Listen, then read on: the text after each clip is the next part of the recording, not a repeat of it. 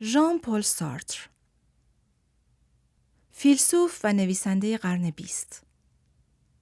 نام او با اگزیستانسیالیسم، اصالت وجود، پیوند خورده است. انسان طراح و مسئول خود است و با تحقق بخشیدن به وجود خود هستی خود را جلوه می دهد. و به این ترتیب انسان یعنی مجموعه فعالیت‌ها، یعنی حیات او. اگر حقیقتی باشد، در فعالیت انسان به ظهور می رسد. او عقیده دارد نبوغ پروست مجموعه آثار اوست و مفهوم عشق آن چیزی است که در عشق به ظهور می رسد.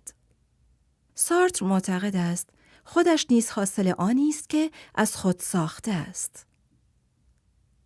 انسان به ایجاد تغییر در خود و از نو شدن تواناست.